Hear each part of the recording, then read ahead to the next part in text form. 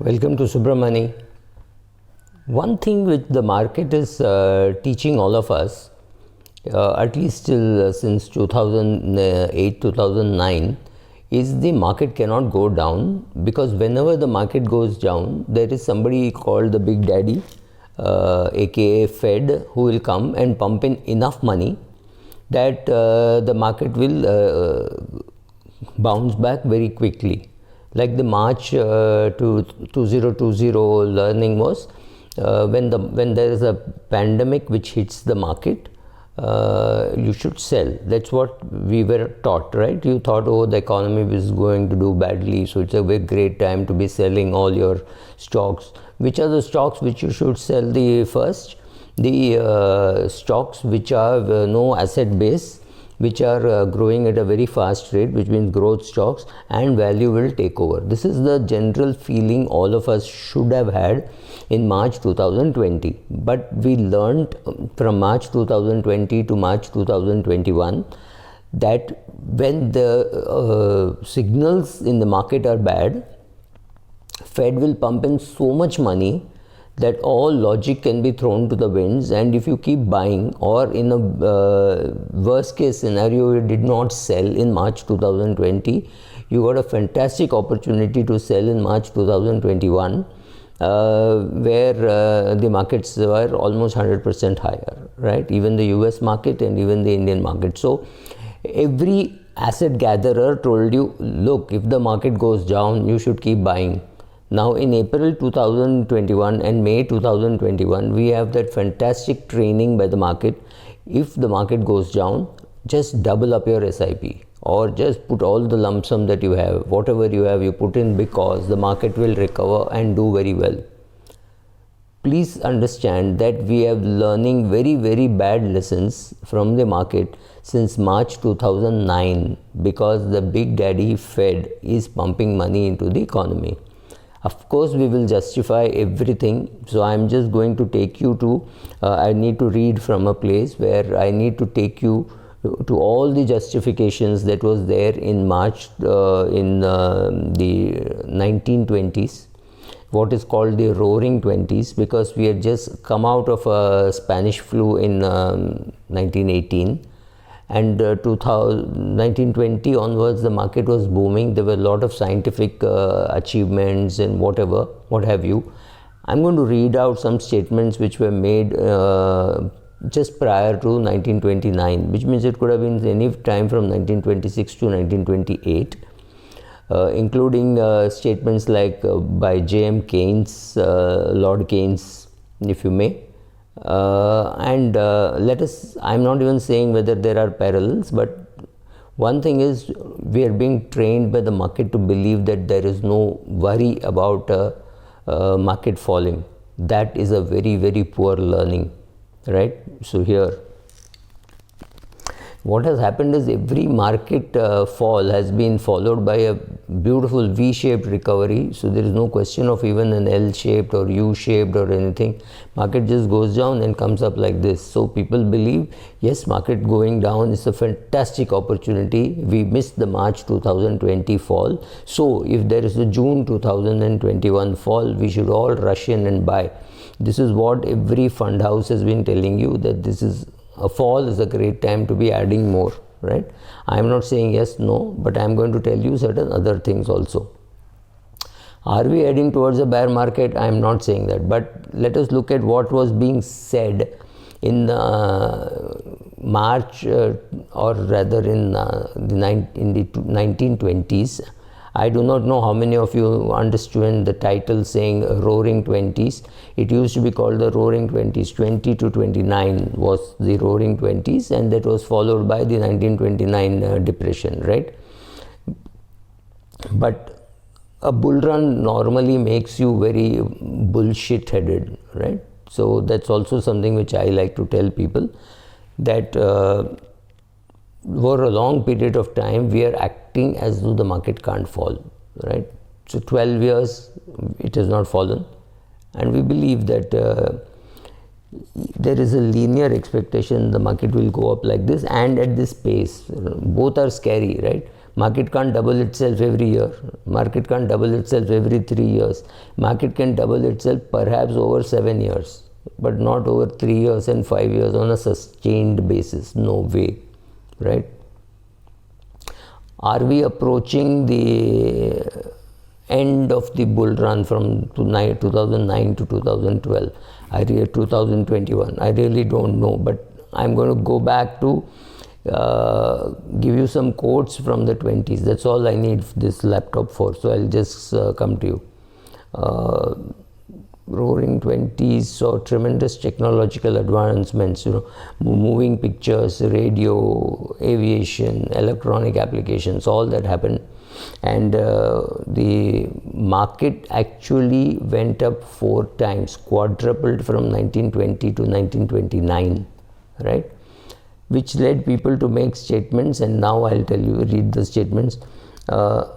We will not see any more crashes in our time. This was said by John Maynard Keynes in 1927, 2 years before the stock market crash, right? See this quotation: stock prices have reached what looks like a permanently high plateau. I do not feel that soon there will be, if any, a 50-60 point break, or let's say a 30% correction from the present levels, such as been predicted. I expect to see the stock market a good deal higher within a few months, right? This was said on 17th October 1929, before the great crash, by Dr. Irving Fisher, right? We've all heard of Dr. Irving Fisher. At that time, he was with Yale University. Here, listen to this. I cannot help but raise a dissenting voice to statements that we are living in a fool's paradise, and that prosperity in this country must necessarily diminish and recede in the near future. This was said by the president of the New York Stock Exchange in 1928 January. There will be no interruption to our permanent prosperity, said the president of a company called Pierce Arrow Motor Car Company, which went into liquidation in the few months following that, or a few years following that, sometime in 1929, but I do not know when the liquidation really happened. So the roaring 20s did not end very well.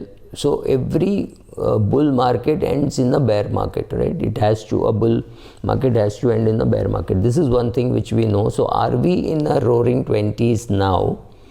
And will we have the same ending which we had in 1929? So will that ending happen in 2029? Will it happen in 2021? Will it happen in 2022? We have no idea. But every bull run will get you such brave comments. I think Yellen also commented saying, I think we are at a permanent high kind of statement. So are we at a permanent high? Are we reached a stage when the market can't fall?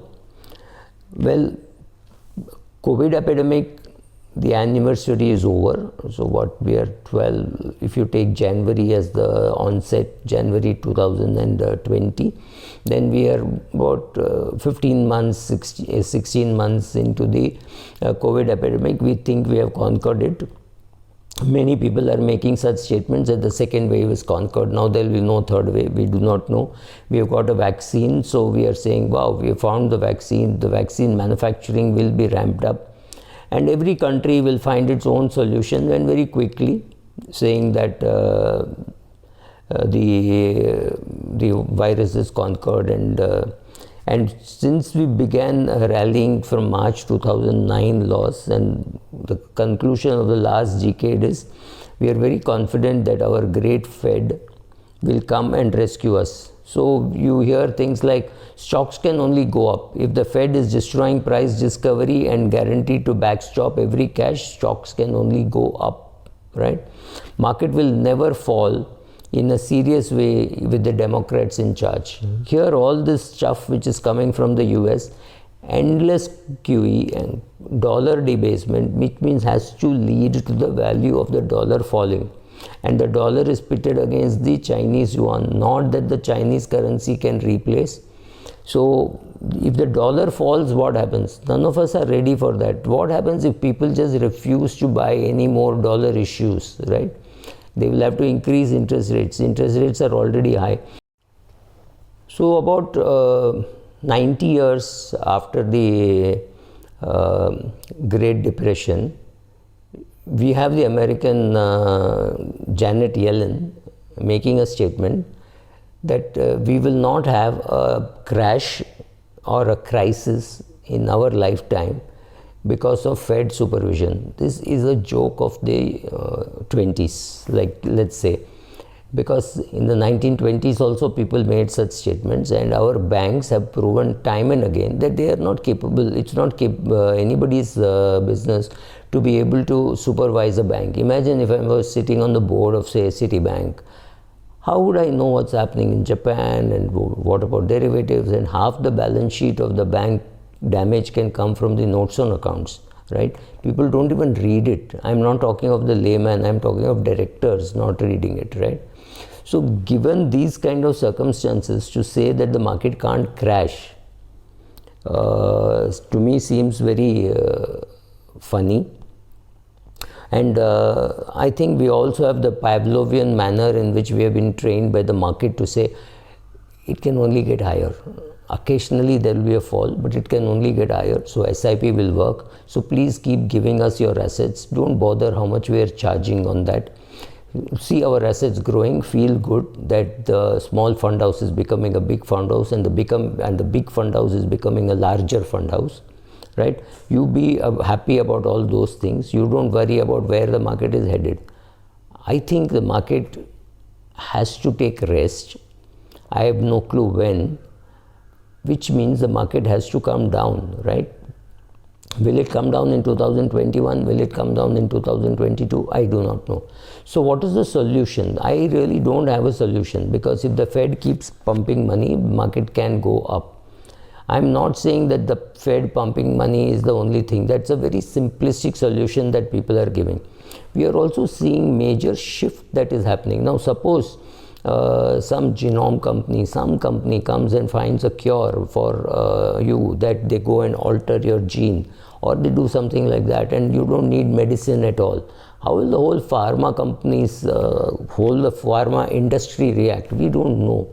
We do not know what technology AI is going to bring, right? But having said all that, when something like that happens, the current companies have to crash. The GSKs and the Pfizers of the world have to crash. And when they crash, in sympathy, they could take the others down, right? We don't know whether that will happen. I know it sounds very depressing to hear these things, but you have to be prepared at least for that, right?